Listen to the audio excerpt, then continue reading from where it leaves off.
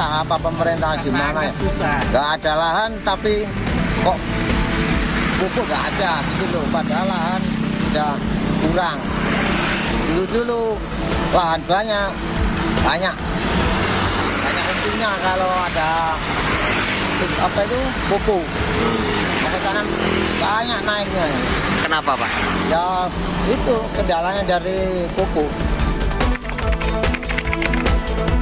Ya kalau buat ibu-ibu yang anaknya dikit sih nggak apa-apa ya. Kalau anak saya kan 3, ya lumayan lah ya, makannya banyakan dikit ya.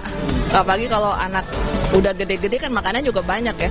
Jadi ya uang belanja cepet habis ya. Jadi 100.000 cuman buat beli beras berapa liter ya.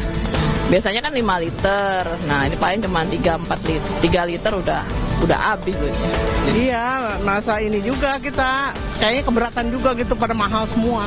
Semua mahal. Semuanya. Bukannya beras saja. Iya, semua mahal. Naik banget bagi saya ya. Bagi saya tuh orang yang benar-benar ekonominya rendah tuh gimana ya? Naik benar-benar naik. Kalau seliter 15.000,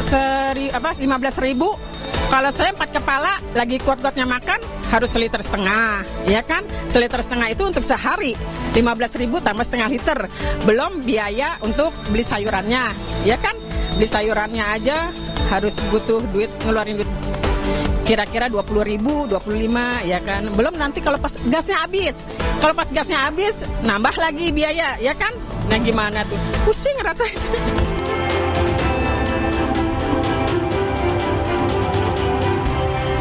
Ya, saudara, miris hidup di negara agraris tapi masyarakatnya kini kesulitan mendapatkan beras dengan harga terjangkau. Produksi beras kita sendiri tidak bisa mencukupi kebutuhan nasional. Pemerintah punya jurus apa menjawab situasi ini? Berikut wawancara saya dengan Menteri Pertanian Amran Sulaiman yang telah kami rekam sebelumnya. Pak Menteri, harga beras makin hari makin mahal, medium, premium. Udah ketemu inti masalahnya di mana, Pak Menteri? Sudah Apa ketemu. Itu sudah kami prediksi. Kami kan masuk di bulan Oktober nih. Ya. Pada saat pertama masuk aku cek data. Berapa tanaman, luas tanam. Kami lihat hanya separuh dari kebutuhan. Oke. Itu 500.000 hektar. Harusnya 1 juta hektar. Iya. 1 juta hektar itu baru bisa terpenuhi 1 bulan kebutuhan beras. Jadi kami sudah langsung beritahu di Rakortas, Ratas, kami sampaikan bahwa di bulan Januari nanti, karena tanamnya hanya separuh dari kebutuhan, itu pasti shortage, pasti minus, pasti defisit. Januari, Februari. Kenapa? Oktober dengan November itu hanya 500.000. Nah, alhamdulillah kita lakukan akselerasi tanam. Desember 1,5 juta. Surplus kan. Januari 1,7 juta. Februari mungkin kurang lebih 1 juta. Artinya apa? Maret, April, Mei itu surplus, aman. Mulai dari Maret baru kita surplus. April, Mei itu aman. Tapi gini, sekarang ini kan pemerintah kembali melakukan impor untuk mengendalikan harga pangan. Karena masyarakat yang teriak nih Pak, terutama emak-emak tuh, banyak yang ngantri untuk dapetin beras murah begitu. Kenapa sih kita ini negara agraris susah banget untuk memenuhi kebutuhan padi? Nah ini kita, kalau produksi turun, kita mengecek di mana masalahnya. Kami sudah ngecek, kami sudah keliling 15 provinsi selama 5 bulan. Kami cek langsung di lapangan. Yang pertama ada El Nino. El Nino ini terberat dalam sejarah. Ada 3 tingkatan El Nino menurut BMKG. El Nino biasa, Super El Nino, Gorilla El Nino. Sekarang ini Gorilla El Nino. Bisa bayangkan menekan produksi luas tanam 20-30% sekarang yang terjadi saat ini. Dan ini bukan Indonesia saja. Baru-baru Dubes Dubes Thailand ketemu bahwa mereka juga mengalami hal serupa, negara lain juga hal serupa, karena ini kondisi global.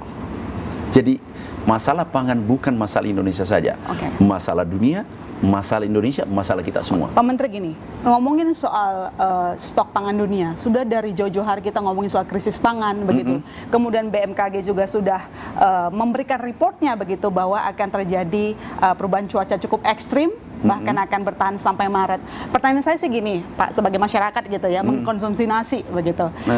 Apakah laporan dari BMKG itu dan beberapa report-report global tidak diperhitungkan sehingga kita tidak mempersiapkan diri dari jauh-jauh hari gitu loh, Pak? Nah, kami mau sampaikan nih. Apa tuh? Yang pertama, Bapak Presiden sudah menyiapkan jauh hari. Buktinya ada, membangun bendungan 61. 61 buah seluruh Indonesia, itu terbanyak sepanjang sejarah. Sekarang ada 40 yang dioperasikan dalam waktu dekat untuk memitigasi resiko produksi dampak El Nino ini.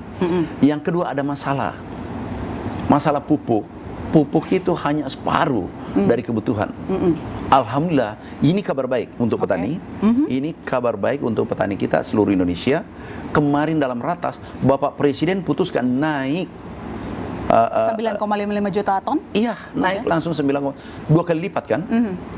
Karena langsung naik 100% kan? 4,7 menjadi 9,5. Ini kabar baik untuk petani. Ini yang keliru kemarin. Kemudian diperparah El Nino. Kemudian ada lagi, dengan kartu tani kemarin, itu sebagian petani kita 20% itu tidak mampu mengakses pupuk. Lupa pinnya, berada di luar jangkauan signal tidak ada, di pegunungan dan seterusnya. Nah, ini kita perbaiki. Kita perbaiki sistemnya, kita pupuk ditambah 47 menjadi 9, 2 kali lipat kan? Nah, kemudian kita langkah berikutnya kita lakukan adalah ini yang El Nino di luar kendali kita. Tapi itu cuaca. Iya, cuaca. Dan sekarang sudah dipersiapkan kan? Bapak Presiden kan sudah persiapkan. Bisa bayangkan kalau bendungan itu tidak ada. Apa yang terjadi? Bisa lebih parah kondisinya. Sudah ada antisipasinya dilakukan. Jadi Bapak Presiden sudah antisipasi 7 tahun, 8 tahun sebelumnya. Baik. Nah, sekarang langkah-langkah kita, kami tekankan bahwa tanaman kami di Desember, Januari, Februari itu di atas kebutuhan. Artinya apa? Panen bulan Maret, April, Mei itu aman. Panen bulan, mungkin Pak Menteri punya data ya, tadi mau sampaikan ke kita soal data. Nih, data tanaman. Di Desember itu 1,5 juta. Apa artinya? Kalau 1 juta itu sudah memenuhi kebutuhan, berarti surplus kan? 5. Kemudian Januari 1,6, kurang lebih 1,7 juta.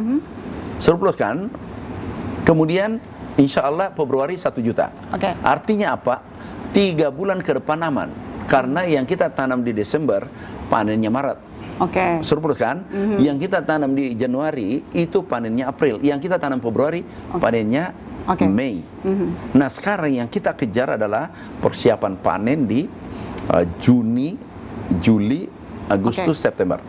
Tapi sebelumnya ke data sebelumnya Pak Menteri, ketika kita bilang Maret, April sudah akan ada panen raya. Tapi begini Pak, kemarin sudah diputuskan bakal impor lagi beras, artinya tahun ini 3,6 juta ton yang mau didatangkan.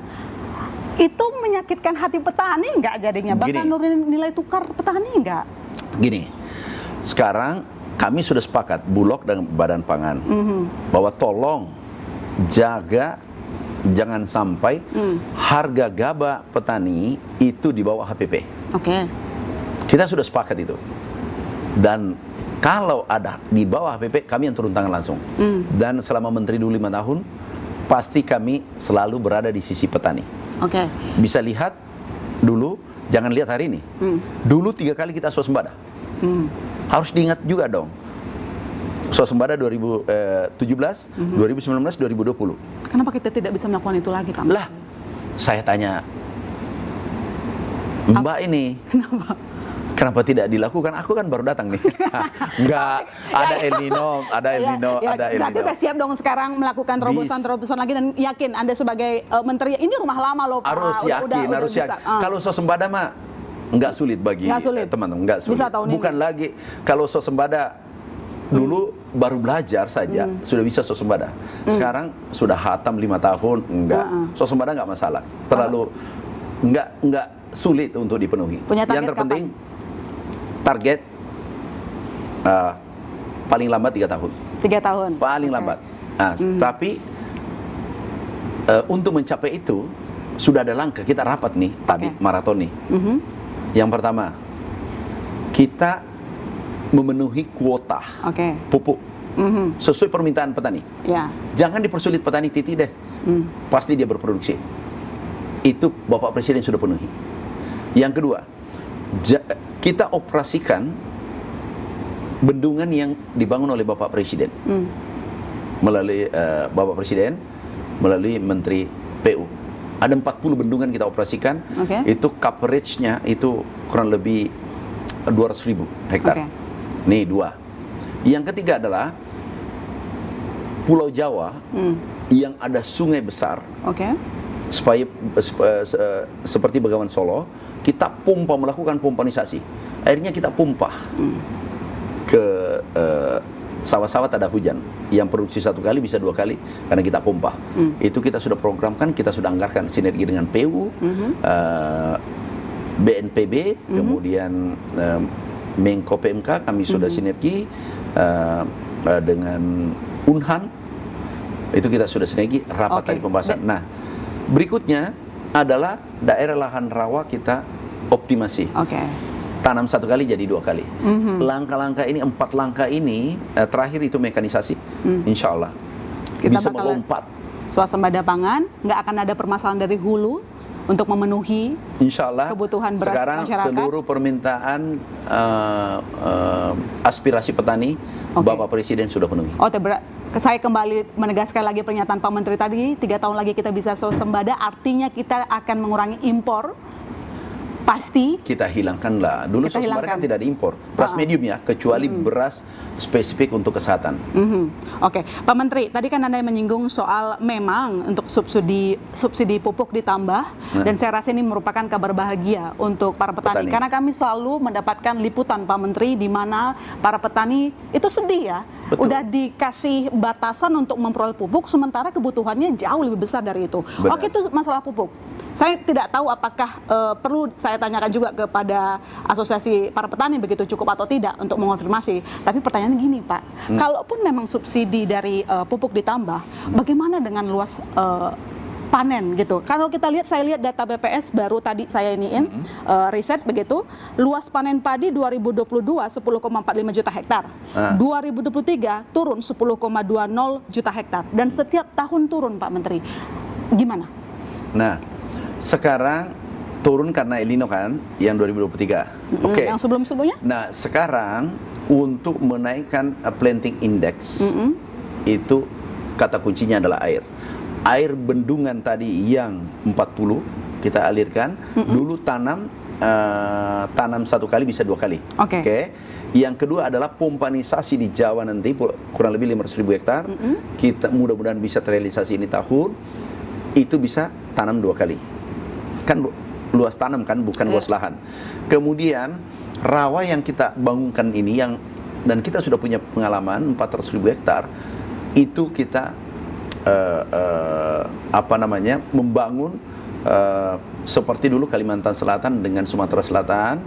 Rawa ini kita memanage airnya dan seterusnya sehingga dulu tanam 1 kali bisa 2 kali.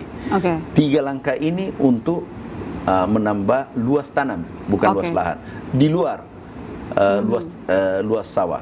Luas sawah nanti ke depan kita punya program, mudah-mudahan kita bisa cetak 1 juta hektar 1 tahun, sehingga nantinya Indonesia menjadi lumbung pangan. Berarti ini semua yang dijelaskan oleh Pak Menteri barusan adalah solusi jangka panjang ya. Kalau jangka pendeknya Pak Menteri belum punya, kecuali memang gelontorkan saja itu impor. Bukan. Ini 2. Ada jangka pendek, jangka panjang. Jangka pendek adalah pompanisasi. Hari ini kita pompa, besok tanam. Ini jangka pendek. Kemudian yang kita sudah lakukan, bisa tunjukkan fotonya. Sudah 10 hari kita dioptimasi lahan di Sumatera Selatan. Ini jangka pendek. Jadi solusi jangka pendek, solusi cepat istilah saya. Solusi cepat adalah pompanisasi. Kemudian nih, ini sekarang nih berlangsung di sana. Itu adalah lahan rawa kita tingkatkan planting indexnya. Nah, Kemudian yang ketiga adalah yang di luar Jawa kita pompanisasi yang masih ada sumber-sumber air. Tiga ini langkah cepat. Kemudian bangun sawah 1 juta hektar itu untuk long term, jangka panjang. Kemudian dengan full mekanisasi, kami membangun kawasan mekanisasi, kawasan pertanian modern itu full mekanisasi. Itu adalah jangka panjang. Kembali ke Menteri Pertanian, ini rumah lama Anda, Pak. Anda jelas tahu masalahnya apa saja. Anda jelas harus tahu juga bahwa apa yang tidak efektif kemarin jangan diulang lagi sekarang. Betul. Yang baru apa? Ini yang baru adalah pompanisasi secara masif. Itu dari Pak Amran berarti? Ya. Program itu? Di Jawa. Kemudian bangunkan lahan rawa. Potensinya luar biasa, lahan rawa mineral. Itu yang baru. Dua ini baru, dan ini adalah leverage pengungkit untuk produksi dan planting indexing.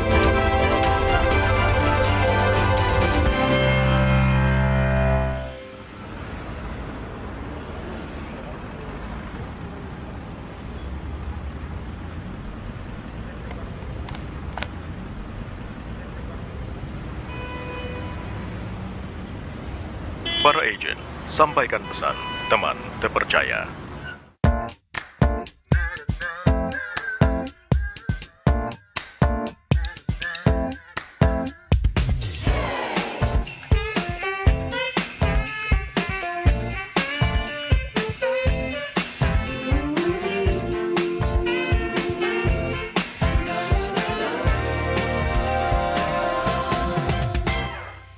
Ada kami di sini, media masa kini. Independensi adalah kunci terpercaya menginformasi. Berita bohong, palsu dan ilusi Pasti tak ada di sini. Kompas TV, teman terpercaya. Independen, sampaikan berita. Menggali informasi terkini. Temani hari-hari. Kompas TV, teman terpercaya. Independen, sampaikan berita. Memberikan yang terbaik. Menjadi semangat kami.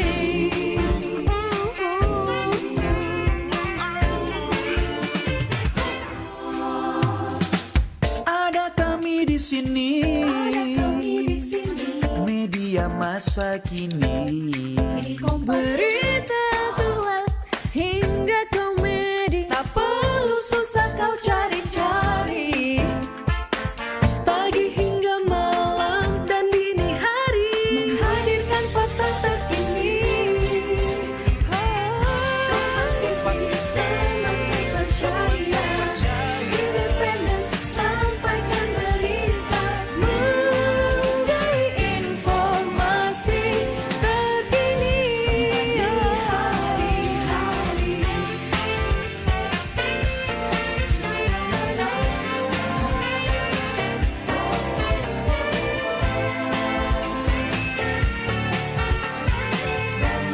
TV,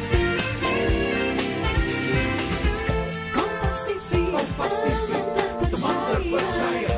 Independen, sampaikan berita. Menggali informasi terkini. Hari-hari. Kompas TV, teman terpercaya. Independen, sampaikan berita. Memberikan yang terbaik. Terima kasih Kompas TV. Terima kasih Kompas TV. Terima kasih Kompas TV. Terima kasih Kompas TV. Terima kasih Kompas TV. Telah menjadi teman terpercaya Bagi kami, Kompas TV, independen, terpercaya.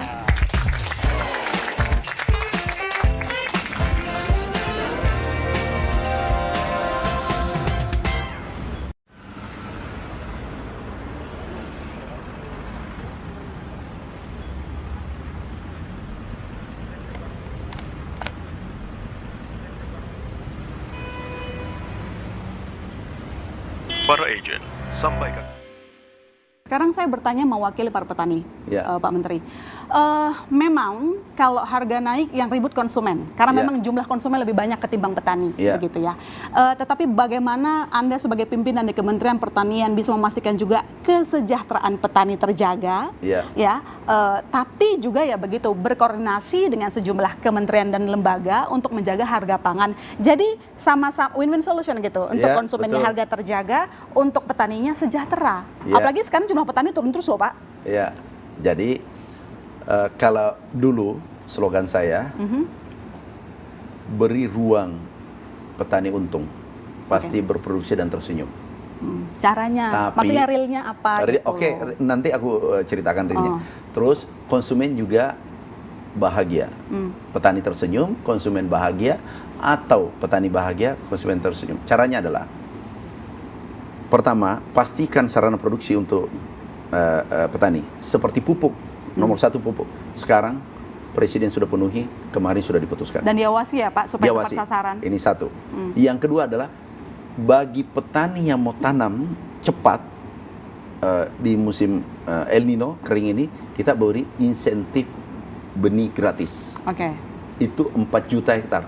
2 Baik. juta jagung, 2 juta Wilayah padi. mana yang jadi prioritas? Prioritas lumbung pangan. Ada Oke. 11 provinsi. Kemudian dengan ini pasti peningkatan produksi kan. Kemudian alat mesin pertanian Oke. modern. Kemudian ini mutlak dijaga supaya mereka tersenyum. Jangan beli gabah petani di bawah HPP. Itu tugas Bulog.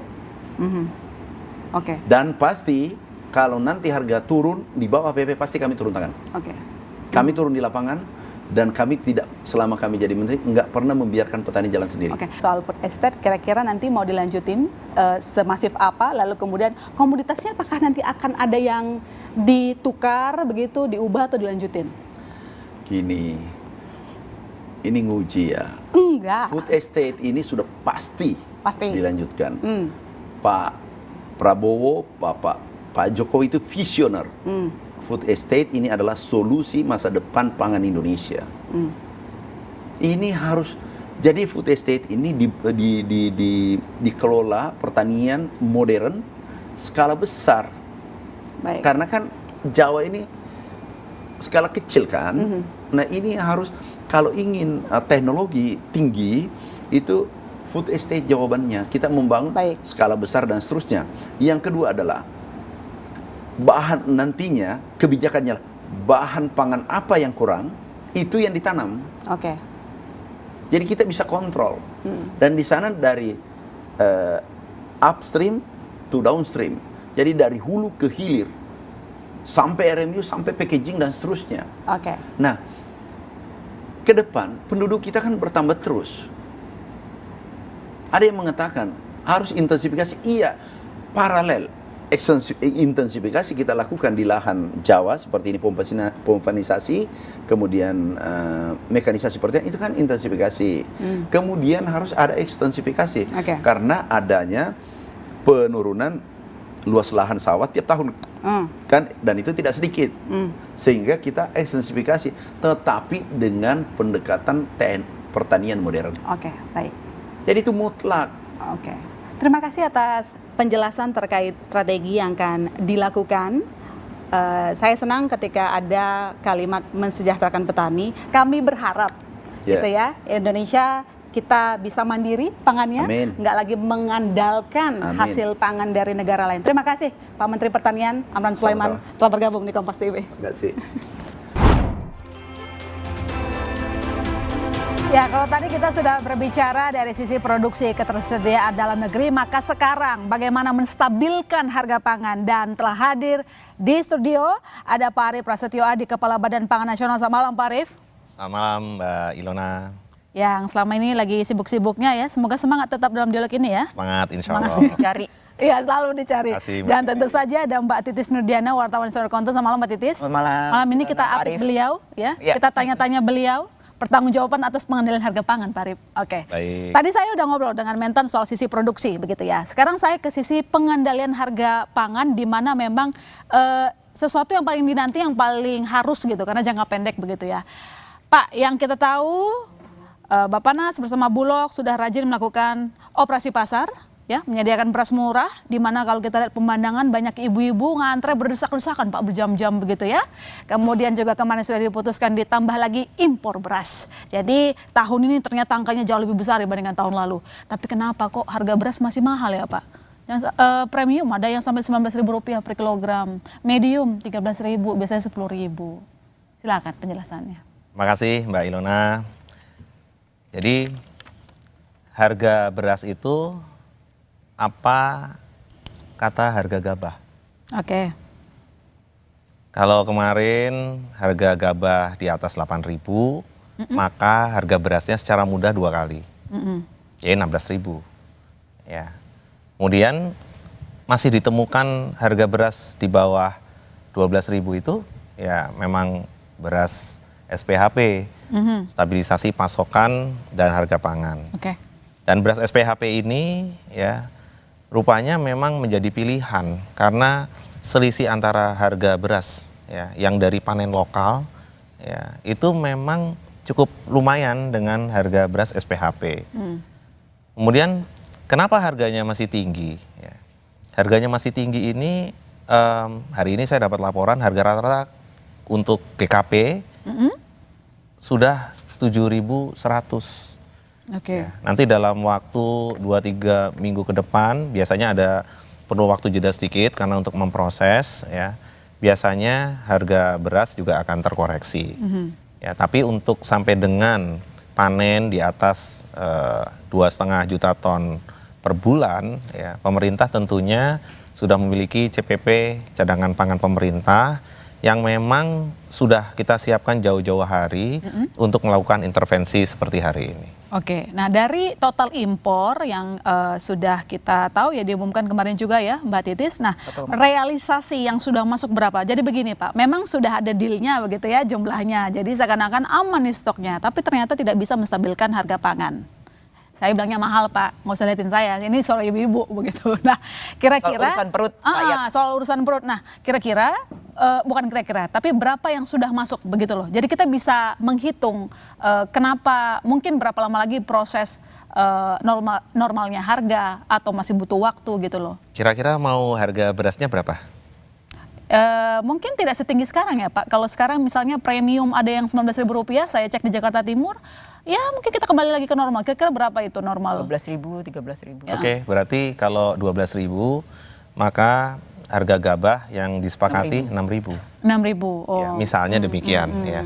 Tadi dalam kesempatan yang berbeda Pak Menteri Pertanian kita sedang bicara mengenai kesejahteraan petani juga. Oke. Satu sisi. Maka sebenarnya mungkin nanti setelah kondisi normal, produksinya juga baik, mungkin sebaiknya kita duduk lagi ya. Tapi yang jelas ya, pemerintah ini hadir hari ini untuk 22 juta keluarga penerima manfaat yang itu banyak di Desel 1 dan 2, 3 itu diberikan gratis 10 kilo. Ya. Itu diberikan gratis 10 kilo. Kemudian masyarakat yang middle, yang di tengah, kita sering gerakan pangan murah gitu ya. Itu disiapkan 1,2 juta ton selama 1 tahun. Oke. Dan rapat dengan Pak Presiden terakhir kemarin, beliau meminta Badan Pangan Nasional bersama Bulog untuk menyiapkan 250.000 ton ya sebulan. Jadi ini adalah perintah yang harus kita kerjakan semua. Dan bisa mengisi pasar yang sempat kemarin agak sedikit kosong ya di modern market. Tapi action cepat kita dalam waktu singkat ya, kita detailkan kok setiap retail itu kita pasok yang 5 kilo. Memang perlu waktu mengemas dari 50 kilo ke 5 kilo. Oke, jadi sorry Pak, tadi kan kita ngomongin soal harga gabahnya begitu ya, harga gabah naik itu yang membuat harga beras di pasaran naik. Tapi yang sekarang ini cukup membuat teriak karena dianggap terlalu naik, bahkan dibilang ya sudah tertinggi sepanjang sejarah pemerintahannya Presiden Joko Widodo. Nah maksudnya saya begini, kalau misalnya hitung-hitungan win-win solutionnya, harga yang pas menguntungkan konsumen, harga yang pas menguntungkan petani, berapa harusnya di pasaran? Nah, kita masih duduk, kan tadi udah kita ajak duduk. Kenapa harus kita duduk ya? Karena pada saat harga ini misalnya gabah kering panen 5.000 ya. ini juga harus diterima oleh teman-teman sedulur-sedulur petani. Ya, tapi kita kan nggak boleh bilang begitu. Kenapa? Ya. Yang benar itu sebenarnya untuk harga itu jangan market price. Ya. Harga itu sebenarnya kita hitung harga pokok produksi. Jadi variabel cost ya, input itu mesti kita hitung satu persatu. Oke. Ya, kemudian produktivitas, ya itu juga harus dihitung. Dengan produktivitas misalnya 5,25 ton per hektar rata-rata ya nasional, kemudian dinaikkan menjadi misalnya 6 ton per hektar, itu berarti cost per unitnya akan lebih rendah. Itu profit itu yang bisa didapat lebih untuk petani. Jadi memang ini ada simulasi yang memang harus kita sama-sama duduk gitu ya ke depan. Karena memang harga pangan ini bukan cuma di Indonesia yang naik, Mbak Ilona. Jadi seluruh dunia mengalami hal yang sama. Kenapa? Karena faktor-faktor input tadi itu memang meningkat. Ya, dengan terjadinya konflik misalnya di Rusia dengan Ukraina, ya itu memang yang namanya fosfat, ya beberapa pendukung untuk pupuk, ya itu masuk juga terhambat gitu ya. Kemudian kemarin kalau dengar Mbak Titis ada terusan Suez, ya. Kemudian kargo-kargo juga terhambat, ya. Kemudian kalau kita melakukan importasi itu berarti yang kena salah satunya karena apa? Karena currency rate ya. Dulu currency rate-nya 13.5, hari ini 15.7, 15.6 gitu. Jadi hal-hal seperti ini kita terima kasih sama Kompas TV supaya bisa kita publikasikan ke masyarakat sehingga masyarakat itu paham betul bahwa pemerintah itu hadir ya, dan 22 juta ya keluarga penerima manfaat itu benar-benar gratis ya. Tahun 2023 diberikan 7 bulan. Jadi kalau kemarin ada isu bahwa Januari, Februari untuk dipolitisasi, sebenarnya enggak. Karena dari tahun 2023 memang sudah kita kerjakan. Tahun 2024 ya. Berlanjut ya. Kemudian kita penghormatan kepada pemilu tanggal 8 sampai 14 kita stop. Ya. Kemudian setelah itu tanggal 15 kita mulai lagi. Jadi program ini nggak ada kaitannya sama sekali dengan politisasi dan lain. Ini memang benar-benar untuk sedulur-sedulur kita yang memerlukan yang 22 juta itu. Ya, dan ini akan terus berlanjut sampai dengan Juni. Baik. Nanti saya ke Pak Arif lagi. Mbak Titis tadi Pak Arif menyebutkan bahwa memang yang terjadi kenaikan harga-harga ini terjadi di seluruh dunia. Tapi saya rasa yang mempengaruhi. Banyak variabel yang mempengaruhi, tetapi jangan lupa juga kita ini kan salah satu faktor pendorong pertumbuhan ekonomi itu konsumsi. Ya, kalau sampai daya belinya tidak dijaga, orang yang tadi dari kelas menengah bisa turun jadi kelas bawah, yang kelas bawah bisa-bisa nggak naik kelas terus, Pak. Begitu. Jadi itu yang jadi concernnya kita gitu loh sebagai orang Indonesia. Nah, kita sebagai redaksi Mbak Titis, sebenarnya kita sama Pak Arif juga sering mengundang dan beliau selalu hadir di studio mau memberikan penjelasan begitu. Kita sangat mengapresiasi itu, mau gitu berbicara dengan kita. Tapi kan ini semacam topik yang hampir setiap tahun kita angkat. Nah, apa yang miss di sini?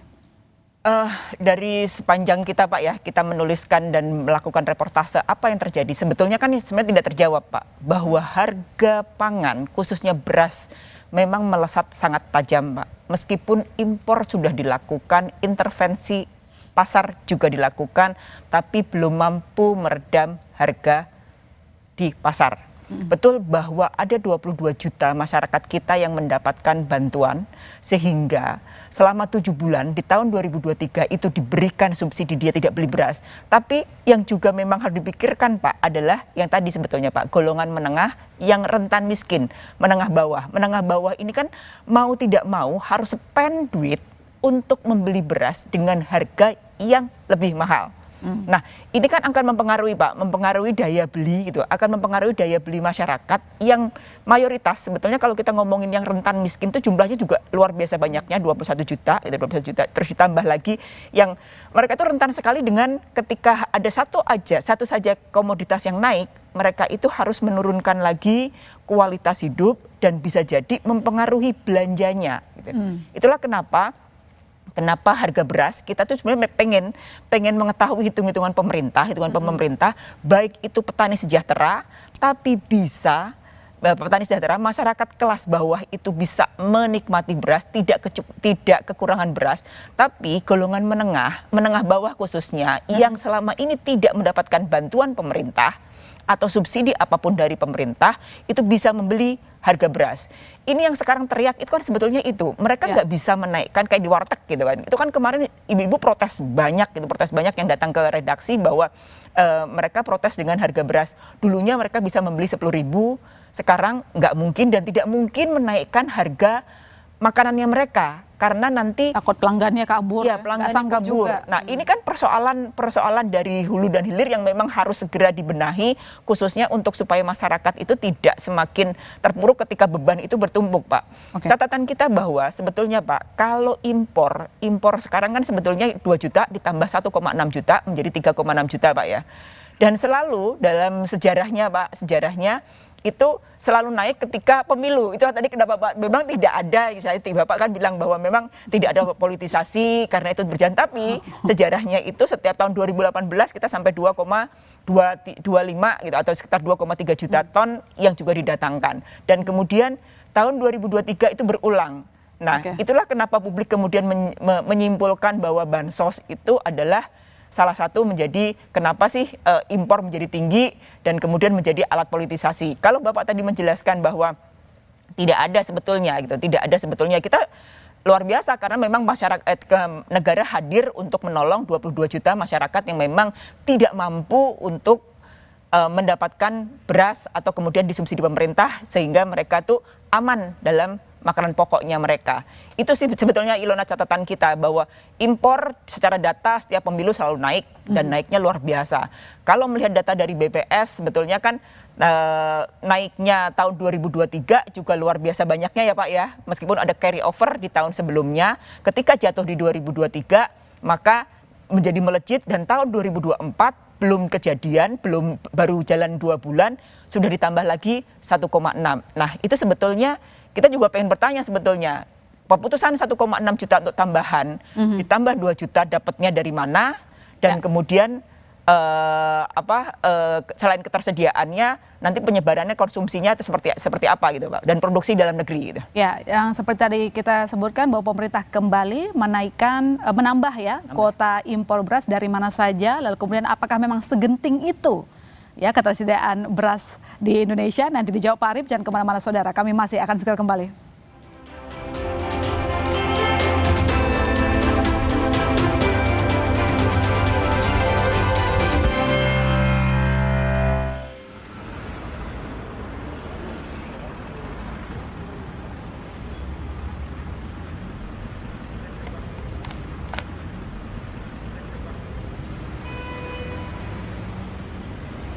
Para agen, sampaikan pesan teman terpercaya.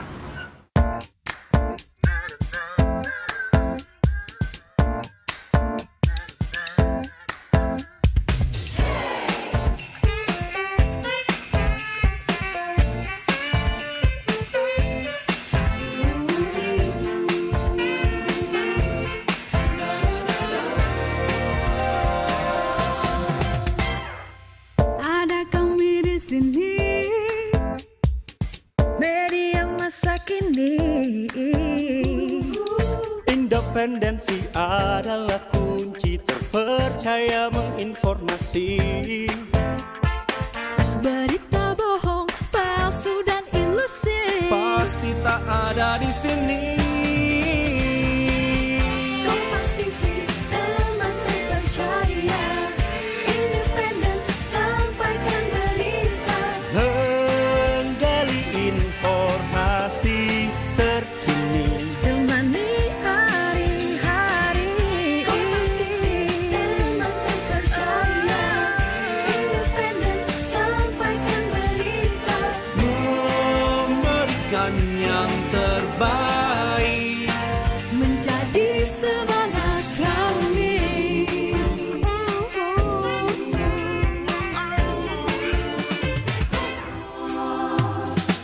ada kami di sini. Media masa kini. Berita aktual hingga komedi, tak perlu susah kau cari-cari.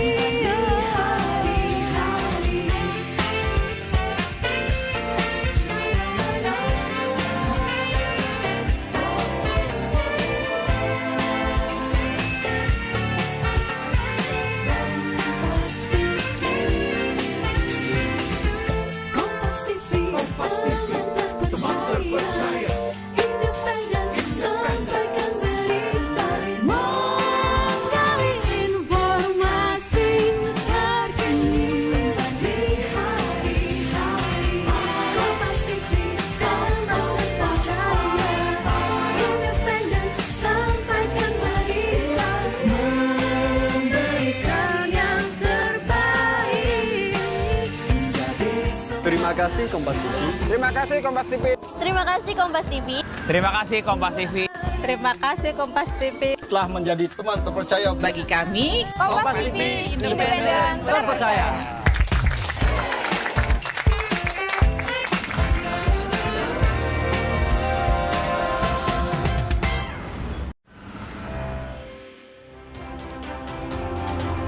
Anda kembali menyaksikan Bisnis Talk. Kita kembali lagi tanya ke yang punya kebijakan untuk mengendalikan harga pangan. Seperti yang saya sebutkan sebelumnya Pak Arief, kita menambah lagi kuota impor.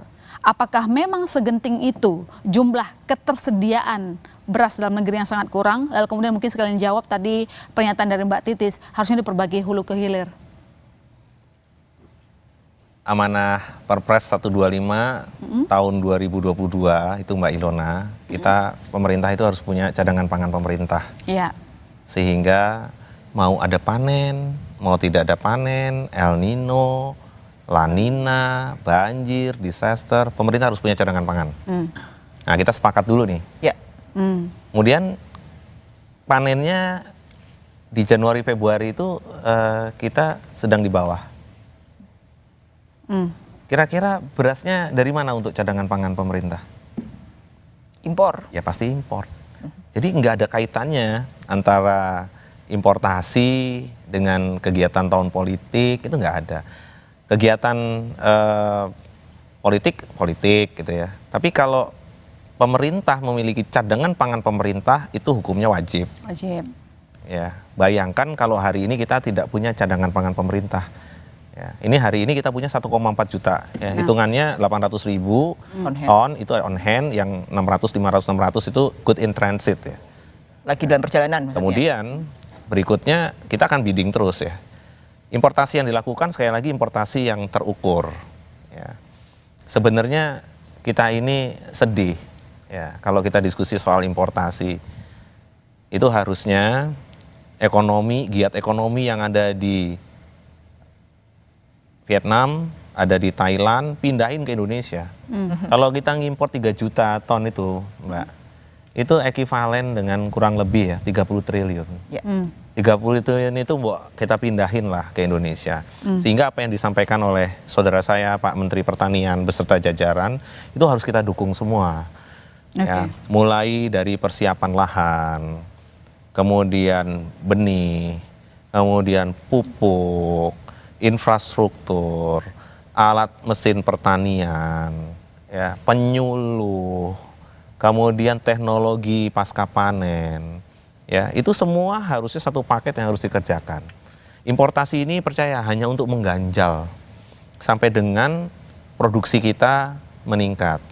Oke. Ya. Ngomong-ngomong soal ketersediaan, ini perlu saya pertegas Pak. Bapak sebenarnya sudah membantah ya pernyataan bahwa penyaluran bansos itu mengurangi ketersediaan beras. Benar demikian?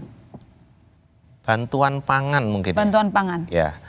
Bantuan pangan itu. Termasuk bansos dong? Bantuan pangan. Bantuan pangan. Iya, bantuan pangan. Ya. Beras.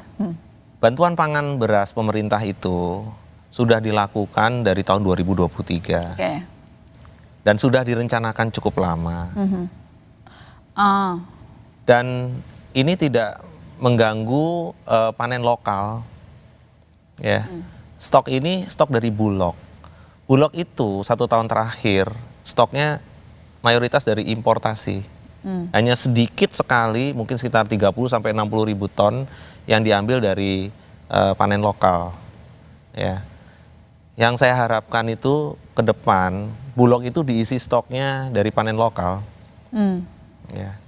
Jangan dikira mudah melakukan importasi. Importasi itu prosesnya panjang sekali. Ya, kemudian untuk bongkar kapal 27 ribu ton aja itu 6 hari. Itu kalau nggak hujan. Kalau hujan ya kita stop lagi, tunda dulu karena nggak boleh basah. Pak Arief, berarti kan ini kita sepakati saja, bukan sepakati sih. Memang Anda mempunyai data menyatakan bahwa memang ketersediaan padi dalam negeri kurang, pun tadi saya wawancara Mentan juga kurang lebih sebenarnya mengakui itu begitu. Tapi mungkin ini untuk memberikan kepastian kepada kita, tadi saya sudah singgung tapi Pak Arief belum menjelaskan secara lengkap.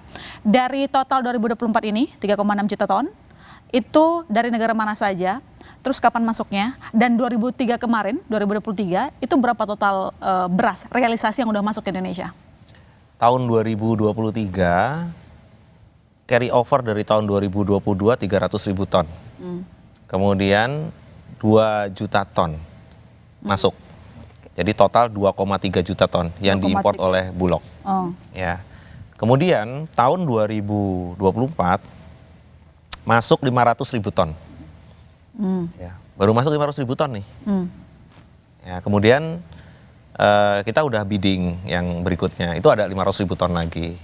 Ya, Bulog juga mempersiapkan berikutnya lagi secara bertahap. Ya. Kenapa kita lakukan bertahap? Sekali lagi importasi kita kali ini adalah importasi yang terukur. Ya, kita juga pengen cadangan pangan pemerintah ini terisi, ya, tetapi juga tidak mencederai petani. Ya, ini kan komitmen kita sama-sama. Tapi kalau boleh, habis ini kalau perlu kita stop, ya, produksinya di dalam negeri. Ya, kenapa? Karena giat ekonominya akan ada di sini. Ya, jadi kita mesti dukung seluruh pihak, ya, untuk melakukan percepatan, ya, peningkatan produksi dalam negeri. Pak Mentan tadi sampaikan bahwa yang pertama ekstensifikasi lahan yang tidak produktif disiapkan, ya. Kemudian ada intensifikasi, tadi juga disebutkan misalnya alat mesin pertanian, ya. Semua itu harus berjalan bersama-sama. Pompa. Ya. Kemudian pompanisasi, beliau juga sampaikan, itu perintah Pak Presiden kemarin, ya, dalam rapat terakhir, ya, untuk ketersediaan air pompa, ya, dari sungai, dari bawah tanah, bahkan bor itu sumur bisa sampai 150 meter gitu ya. Jadi apapun kondisinya, ya, kita harus punya stok. Apapun kondisinya, pemerintah harus punya cadangan pangan pemerintah. Yang ini dijaga selalu di atas 1,2 juta ton. Baik. Mbak Titis, Pak Arief, kurang lebih sebenarnya agak curhat begitu ya. Ini yang membuat kita akhirnya mau nggak mau impor, ya, karena memang ketersediaan di dalam negeri tidak mencukupi.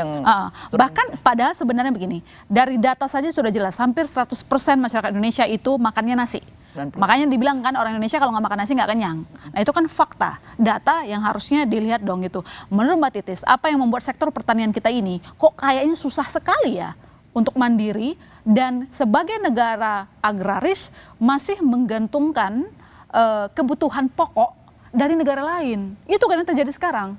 Ya. Nah itu sebenarnya ironi kita negeri agraris yang kemudian tidak mampu mandiri pangan gitu, mandiri pangan, dan kemudian kita ngomongin ketahanan juga ya Pak ya, beberapa kali kita ngomongin seperti ketahanan pangan, kedaulatan pangan apalagi gitu Pak ya. Nah tahan bisa, tapi namanya berdaulat belum ya Pak ya. Berdaulat sudah, tapi betul Pak. Nah inilah sebetulnya kalau kita melihat sejarah bahwa tahun 96 kita pernah produksi kita tuh sampai 25 juta ton, dan bahkan India yang sekarang memiliki produksi luar biasa beras dengan penduduknya yang 1,4 miliar luar biasa, dia mampu. Nah, mereka belajarnya itu sebetulnya kan dari Indonesia gitu kan. Itu beberapa kali ya Pak ya, beberapa kali bahwa nah inilah sebetulnya yang PR inilah yang harus segera dikerjakan oleh pemerintah, bagaimana mampu melakukan produksi. Aneka inisiasi yang dilakukan, dengan tentu saja kan cuaca kan sebenarnya bisa diprediksi, kita punya BMKG bisa diprediksi, dan kemudian bisa beberapa kali kita juga melakukan kalau misalnya musim La Nina gitu, La Nina ada modifikasi cuaca bisa dilakukan, dan kita juga punya sungai, punya segala macam yang harusnya bisa. Lahannya juga bisa diusahakan mestinya bisa diusahakan agar produksinya itu memang bisa maksimal. Persoalan-persoalan inilah yang harus menjadi concern utama mengingat penduduk kita juga besar. Kedua, bahwa kita itu kalau kita ngomongin impor, banyak sekali komoditas impor yang kita itu masih impor, mulai dari daging, mulai dari beras, mulai dari gula, mulai dari garam gitu, mulai dari bawang putih, yang ketergantungan impornya itu menjadi sangat luar biasa. Kita jangan-jangan memang Indonesia itu sudah darurat impor pangan. Impor pangan, nah itu kan sebenarnya problem yang sangat serius yang segera harus menjadi concern utama ke pemerintah baru siapapun nanti yang hasil KPU kemudian keluar menjadi pemenangnya, gitu, memberi penangnya. Ini harus jadi concern utama karena ini adalah persoalan utama yang harus diselesaikan. Yang kita takut adalah Pak, kalau sekarang di retail modern yang tadi Bapak cerita bahwa pemerintah butuh waktu, itu kan sudah langka nih Pak. Dan di retail modern itu kebanyakan adalah ya itu masyarakat menengah bawah itu. Nah, ketika mereka terhimpit dengan harga beras dan tidak segera diselesaikan, ini kan menjadi problem serius yang segera harus diatasi. Yang harus diatasi dan kemudian segera dipecahkan bagaimana bisa mendapatkan akses beras murah. Akses beras murah yang mampu dibeli oleh masyarakat. Nah, ini berapa lama sih Pak sebetulnya sampai harga beras stabil, mengingat kita itu akan memasuki bulan Ramadan dan juga Lebaran yang membutuhkan beras dan juga pangan lainnya termasuk daging yang sekarang juga sudah mulai merangkak naik, kemudian ayam, telur dan lain sebagainya. Artinya harga pangan, inflasi pangan sedang menggerogoti golongan menengah bawah yang rentan miskin ini untuk segera diselesaikan oleh pemerintah. Gitu. Oke, Pak Arif ini dijawab sekaligus kesimpulan singkat saja, kapan kira-kira harga bisa turun, mengingat bentar lagi bulan Ramadan begitu, yang perlu kita perhatikan nggak cuma harga beras, tapi juga sejumlah komoditas lain. Kemarin juga disampaikan oleh Menkyu, ada ayam, telur ayam, silakan. Ya itu sebenarnya tulisannya mesti diganti dulu tuh. Banjir impor beras gitu ya. Banjir itu kalau kita punya importasi banyak sekali itu baru banjir. Kalau sekarang menurut Anda memang dibutuhkan? Oke. Jadi bahasanya ini bukan bahasa provokasi gitu. Karena kalau bilangnya banjir itu seolah sekarang itu banyak sekali beras impor. Tidak ya. Importasi yang dilakukan sekali lagi sangat terukur. Ya kalau tapi ini nggak boleh statementnya. Kapan harga turun? Banjirin aja, itu kan sebenarnya kan gitu ya, banjirin aja impor, nanti harga akan turun. Kita nggak boleh seperti itu. Kenapa? Karena masih ada saudara-saudara kita petani. Ya, ketahanan pangan yang ada di Indonesia, ya itu berbeda dengan yang ada di Singapura seperti diskusi kita yang lalu. Kalau Singapura gampang, ya, import yang banyak, masuk harga stabil bisa. Walaupun harga beras di sana, saya 3-4 hari lalu di Singapura, harganya memang 3 kali lipat Indonesia, tapi daya beli mereka kan tinggi, nggak bisa kita bandingkan. Tapi kalau di Indonesia, kita mesti banyak bertimbang gitu ya. Artinya kapan harga turun itu tergantung produksi kita kapan bisa sufficient. Ya, sufficient itu maksudnya kalau kebutuhan setara beras 2,5-2,6 juta ton itu produksinya. Kalau Pak Mentan selalu menyampaikan selama produksi itu di atas 1 juta ton, 1 juta hektar ya, itu kita tanam, maka kita tidak akan kesulitan. Baik. Tapi kalau produksi atau tanamnya di bawah 1 juta, kita akan ada challenge. Ya, kemudian ya kalau bulan Maret tahun lalu ya itu panennya 5 juta ton lebih. Jangan salah, tahun ini panen kita 3,5. Baik. Ya, walaupun di atas ya, dari kebutuhan kita, tapi kita semua harus dorong ya. Jangan sampai pada saat Pak Menteri Pertanian beserta jajaran itu lagi waktunya nanam, airnya ada, pupuknya nggak ada. Ya ini semua ya, kita semua concern ya, sebagai bangsa kita harus kurangi importasi, apa yang bisa diproduksi di dalam negeri, kita tingkatkan produksinya. Baik. Intensifikasi dan lain-lain, saya rasa semua sudah dibahas dalam forum-forum seperti ini. Ya, itu harapan kita bersama. Selamat kembali bertugas, Pak Arif. Memang Anda akan terus dicari-cari sampai menenangkan hati konsumen begitu. Bismillah, insya Allah cukup. Insya Allah cukup. Terima kasih banyak sekali lagi kepada Pak Arif Prasetyo Adi, Kepala Badan Pangan Nasional, telah bergabung bersama kami. Masih banyak yang ingin didiskusikan. Next kesempatan kita bahas lebih dalam lagi. Mbak Titis Nurdiana, wartawan Surkontan. Saudara jangan kemana-mana, kami masih akan segera kembali.